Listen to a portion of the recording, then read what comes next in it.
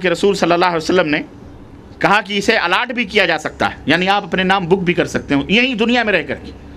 اور مجھے ایک صحابی کا واقعہ یاد آتا ہے، صحابی کا نام میرے دماغ میں نہیں آ رہا، بڑی ایک صحابی تھے، ان کی دیوار اٹھنی تھی، لیکن جو دیوار اٹھانی تھی تو اس راستے میں دیوار کے اٹھانے میں ایک درخت آ رہا تھا، پیڑ آ رہا تھا۔ تو جس کا پیڑ تھا اس آدمی سے انہوں نے کہا کہ بھائی یہ پیڑ ہٹا لو اور اس کا معاوضہ لے لو، میری دیوار تاکہ سیدھی ہو جائے، یہ ٹیڑھی ہو رہی ہے۔ انہوں نے کہا نہیں میں نہیں ایسا کروں، میں نہ معاوضہ چاہیے نہ میں ہٹاؤں گا۔ خیر وہ نبی صلی اللہ علیہ وسلم کی خدمت میں حاضر ہوئے، اللہ کے رسول صلی اللہ علیہ وسلم سے کہا اللہ کے نبی ایسا مسئلہ ہے، آپ سفارش کر دو اس بندے سے، آپ اس بندے سے سفارش کر دو تاکہ وہ درخت وہاں سے ہٹا لے یا کاٹ لے اور میری دیوار سیدھی ہو جائے۔ چنانچہ وہ شخص بھی آیا اور اللہ کے نبی نے سفارش بھی کی، اور سفارش بھی ایسی نہیں بلکہ آپ صلی اللہ علیہ وسلم نے فرمایا کہ اللہ کے بندے تیرے بھائی کی دیوار ٹیڑھی ہو رہی ہے، تو ذرا اس کو سیدھی کرنے دے، یہ درخت ہٹا لے، میں تجھے جنت میں ایک درخت الاٹ کرتا ہوں، اللہ سے دعا کرتا ہوں تیرے لیے ایک درخت الاٹ ہو جائے گا، تو جنت میں۔ اب درخت اگر جنت میں الاٹ ہو جائے تو ظاہر ہے یہ آٹومیٹلی طور پر یہ آدمی جنتی بن گیا۔ اگر امریکہ میں آپ کا گھر ہو جائے خرید لیں تو آٹومیٹلی آپ امریکی ہو گئے، ہے کہ نہیں؟ تو یہ دیکھیں آپ، اس شخص نے کہا کہ نہیں میں ایسا نہیں کروں گا، میرا درخت ویسے رہے گا۔ ایک صحابی بڑے ہوشیار بیٹھے تھے، غالباً مقداد ابن اسود تھے، ابو دحداح رضی اللہ تعالی عنہ، انہوں نے کہا اللہ کے نبی اچھا، اس نے کہا کہ ٹھیک ہے، وہ چلا گیا۔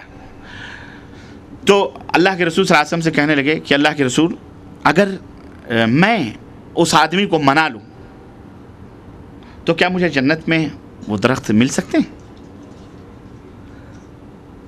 وہ درخت جو بندہ کہہ رہا ہے مجھے نہیں چاہیے، کیا مجھے جنت میں درخت مل جائے گا؟ اللہ کے نبی نے کہا اگر تم منا لے تو تیرے لیے ہے، تیرے لیے ایسے 10 باغوں کی ضمانت میں دیتا ہوں۔ وہ وہاں سے اٹھے اور فوراً اس آدمی کے پیچھے لگے، گئے، سلام کیا، بیٹھے، کہنے لگے کہ میرا باغ جو ہے وہ تمہیں پتہ ہے؟ ہاں مجھے معلوم ہے۔ کتنا بڑا باغ ہے؟ مدینے کا سب سے ٹاپ باغ تھا ان کا، ویسا باغ مدینے میں کسی کے پاس نہیں تھا جو حضرت ابو دحداح رضی اللہ تعالیٰ عنہ کا باغ تھا، جس میں ان کا بہترین گھر، بیوی، بچے سب رہتے تھے۔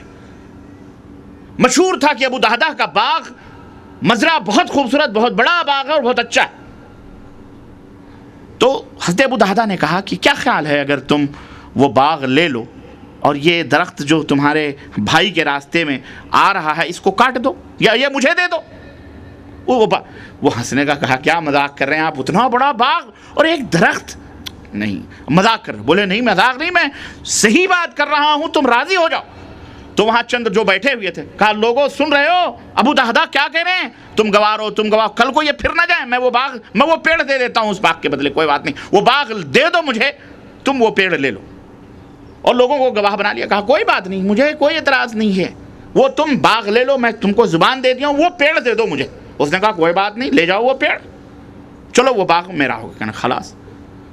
اللہ اکبر۔ وہ آئے نبی کریم صلی اللہ علیہ وسلم کے پاس اور اللہ کے رسول صلی اللہ علیہ وسلم کو یہ خوشخبری سنائی کہ اللہ کے نبی میں نے وہ پیڑ خرید لیا ہے اپنے اس باغ کے بدلے۔ اور اللہ کے نبی نے ایسے 10 باغوں کی انہیں خوشخبری سنائی کہ ابو دحداح کے لیے جنت میں اتنے باغ کی ضمانت، تقریباً 100 پیڑ کی یا کس کی ضمانت اللہ کے نبی نے کہا میں دیتا ہوں۔ وہاں سے اٹھے اور دروازے پہ جا کے باغ کے دستک دی، کہا ام دحداح نکلو۔ تو کہنے لگی کہ گھر آ جاؤ، اندر آؤ باغ میں، باہر نکلنے کی تم کیا بات کرو، تمہارا گھر ہے، تمہارے بھی بچے۔ کہنے لگے اب یہ میرا گھر نہیں رہا۔ کہا کیوں؟ کہا میں نے اس کو جنت کے، اللہ کے رسول صلی اللہ علیہ وسلم کے اشارے پہ جنت کے باغوں کے بدلے اسے میں نے بیچ دیا ہے، کیا تم راضی ہو؟ کہنے لگی اللہ کے بندے میں کیوں نہیں راضی ہوں گی؟ کہا تو پھر اب ہمارا حق اس باغ میں داخل ہونے کا نہیں ہے، بال بچوں کو نکالو، سامان وامان لے کے نکلو، چلو یہ فلانے کا ہے۔ احتیاط کا بھی عالم یہ تھا کہ وہاں سے اپنے بیوی بچوں کو لے کے نکل آئے۔ تو میرے عزیزو، جنت میں اتنے بڑے باغ، تو وہ درخت جس کو حقیقت معلوم ہو وہی سمجھ سکتا ہے جنت کی نعمت کو، اور جس کو کچھ پتہ نہ ہو وہ کیا سمجھے گا وہ۔ اس لیے جنت میں درخت الاٹ کرنے کے تعلق سے میں ایک نسخہ اللہ کے رسول صلی اللہ علیہ وسلم کا بتلایا ہوا آپ حضرات کو بتلاتا ہوں. اللہ مجھے بھی توفیق عطا فرمائے اور آپ سب کو توفیق عطا فرمائے اور ہر سامع کو اللہ تعالیٰ عطا فرمائے. اللہ کے رسول صلی اللہ علیہ وسلم فرماتے ہیں کہ جب میں معراج کی رات حضرت ابراہیم علیہ السلام سے ملا تو انہوں نے کہا اے محمد صلی اللہ علیہ وسلم اپنی امت کو میری طرف سے یہ بات پہنچا دو کہ جنت پاکیزہ مٹی والی اور میٹھے پانی والی زمین ہے اور چٹیل میدان ہے جنت میں. اگر تمہاری امت اس میں درخت لگانا چاہتی ہے، اگر تمہاری امت میں سے کوئی آدمی اس میں پیڑ لگانا چاہتا ہے، درخت لگانا چاہتا ہے، تو وہ یاد رکھے کہ اس میں درخت لگانا کیا ہے؟ سبحان اللہ والحمدللہ اور اللہ اکبر کہنا ہے. یہ کہیں سبحان اللہ والحمدللہ اللہ اکبر. اللہ اس چٹیل میدان میں اس کی طرف سے باغ لگاتا ہے، درخت لگاتا ہے. کتنا آسان نسخہ ہے میرے عزیزوں میرے دوستوں کہ ہم اٹھتے بیٹھتے سبحان اللہ الحمدللہ اللہ اکبر کہتے رہیں ہر نماز کے بعد، اٹھتے بیٹھتے جہاں بھی رہیں آسانی کے ساتھ ہم اس کو حاصل کر سکتے ہیں. اللہ ہمیں اس کی توفیق عطا فرمائے. اور جس طرح کوئی چیز پیاری ہو تو اس کے مختلف نام ہوتے ہیں. آپ کے لاڈلا بیٹا پیدا ہوا، گڈو ببلو پتہ نہیں کیا کیا، میرا موہنا، میرا سونا، میرا چاند، میرا چندہ، پتہ نہیں کیا کیا آدمی کہتا ہے. ایک ہی بیٹا آنکھوں کا تارا ہے، اس کے ہزار دسیوں نام اس کو دیتے ہیں. تو جو چیز پیاری ہوتی ہے اس کے نام بھی کئی ہوتے ہیں. ایسے ہی جنت کے بھی کئی نام اللہ تعالیٰ نے قرآن کریم میں رکھے ہیں.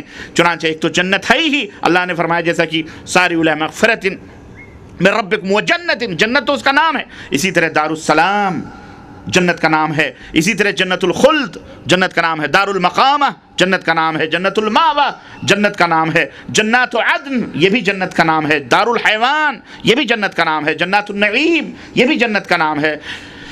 المقام الامین یہ بھی جنت کا نام ہے. بے شمار اس طرح سے تقریباً فردوس یہ بھی جنت کا نام ہے. تو اللہ تعالیٰ نے ایک جنت کے مختلف نام کیوں رکھے؟ اس لیے کہ بڑی محترم، بڑی معزز اور بڑی دلچسپ چیز ہے، اس لیے اس کو جو ہے اس کے کئی نام رکھے گئے، جیسے ہم کسی پیاری چیز کے کئی نام رکھتے ہیں.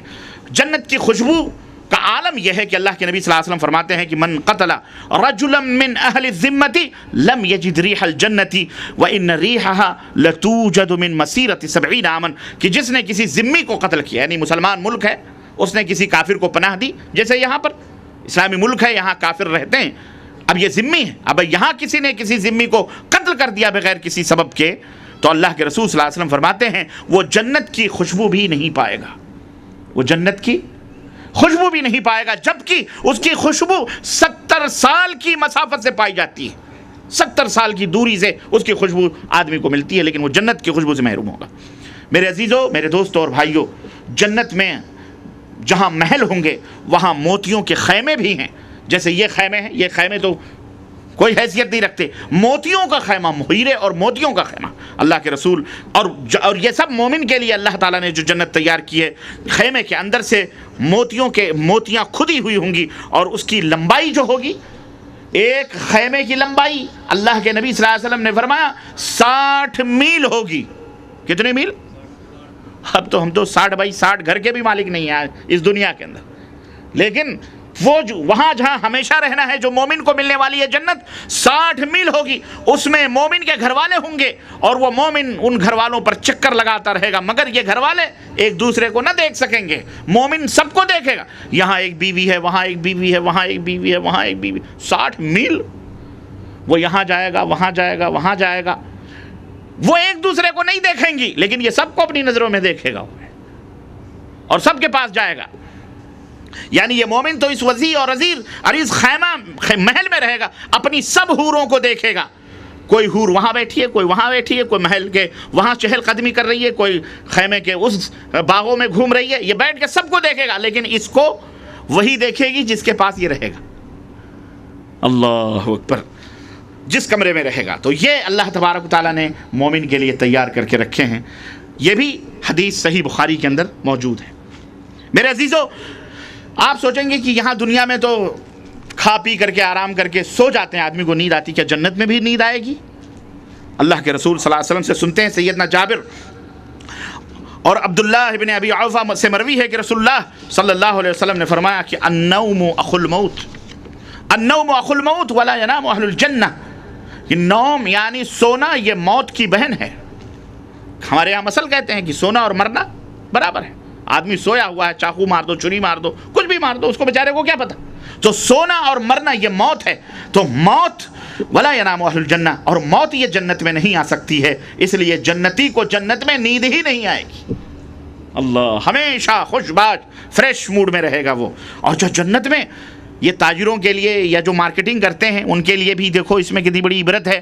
جنت میں بازار بھی لگیں گے، مارکیٹیں بھی ہوں گی، اور وہ بازار حسن ہوں گے، حسن و جمال والی مارکیٹ ہوگی۔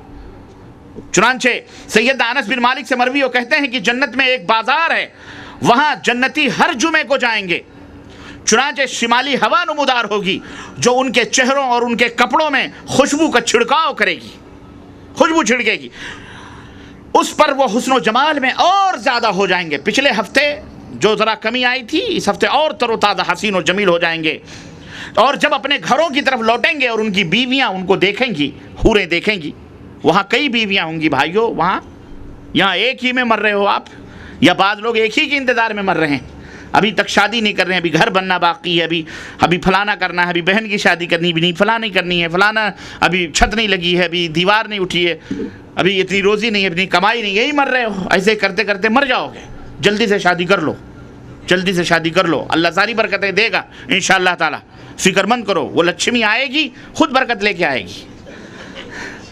ہاں اسی لیے کفار لچھمی کہتے ہیں، ہاں کیوں؟ اس لیے کہ ان کو پتا ہے یہ لچھمی آئے گی، برکت لے کے آئے گی، لیکن ان کے ہاں جو لچھمی ہے وہ برکت، وہ جہیز ہے، گھوڑے ہیں، جوڑے ہیں، توڑے ہیں، لاکھوں گاڑیاں ہیں، بلڈنگیں ہیں، یہ ہیں وہ ہیں۔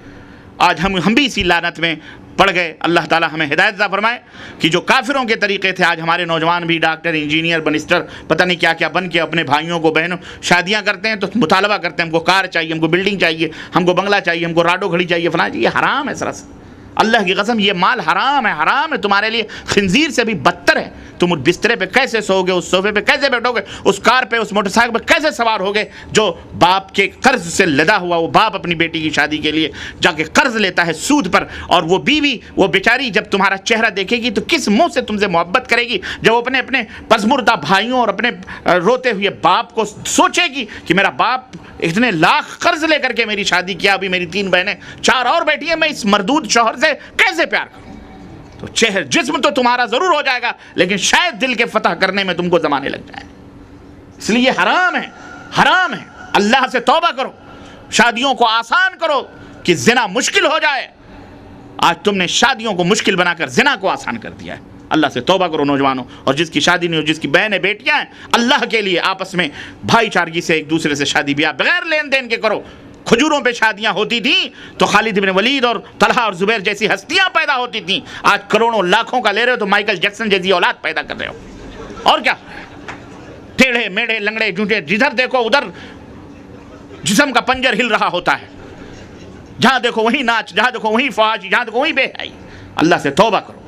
اس لیے یہ تمام سب چیزوں سے میرے عزیزو بچو، المہم کہنے کا مطلب یہ ہے کہ وہ جمعے کے دن بازار حسن لگے گا، اس میں جنتی جائیں گے، حوروں کو دیکھیں گے، اور حوریں کہیں گی، ان کی بیویاں کہیں گی آج تو آپ بڑے ماشاءاللہ بن سنور کے آئے ہیں، بازار سے لوٹے ہیں، بڑے خوبصورت لگ رہے ہیں، تو وہ بھی کہیں گے ہاں ہاں ہم تمہیں خوبصورت لگ رہے ہیں، اللہ کی قسم ہمارے بعد جب ہم گئے تھے تمہیں اس حال میں تو چھوڑ کے نہیں گئے تھے، اب جب پلٹ کے آئے تو تمہارا بھی حسن و جمال زیادہ ہو گیا ہے، تمہارا بھی حسن و جمال زیادہ ہو گیا ہے۔ اسے پتہ یہ بھی چلتا ہے کہ شوہر اگر گھر سے باہر رہا ہو، کبھی آئے تو کم از کم بیوی سے ملاقات کرے تو اس کی تعریف بھی کرے، ماشاءاللہ تبارک اللہ، ماشاءاللہ آج بڑی خوبصورت لگ رہی ہو، تعریف کرنا چاہیے، تعریف اس کا حق ہے، اور شوہر کو بھی چاہیے کہ اپنے بیوی کو بھی چاہیے کہ اپنے شوہر کی تعریف کریں، شوہر کی تعریف کرے، اس کے سخاوت کی، اس کا شکریہ۔ ہماری عورتیں اللہ انہیں ہدایت عطا فرمائے، مشرق میں یہ تو عربوں کی عورتیں تو بار بار پہ یا ابا فلان، اللہ تمہارے چہرے کو روشن کرے، تمہارے بچوں میں برکت دے، روزی میں برکت دے، یہ ہماری عورتیں ایک کلمہ بھی دل میں سب رکھیں گی۔ اللہ کی بندیوں زبان سے بھی نکالا کرو، دعا کرو۔ وہ اظہار کب ہوتا ہے؟ جب وہ کہتا میں دوسری شادی کروں گا، تب ساری محبت امٹ کے آ جاتی ہے، ساری محبت امٹ کے آ جاتی ہے۔ اللہ کے بندو، ساری محبت، وہاں کیا فائدہ اب تو وہ تمہاری اس خاموشی سے سوچ لیا کہ تمہارے دل میں اس کی محبت ہی نہیں ہے. وہ جو چاہتا ہے اس کی تعریف کرو. شوہر کی بھی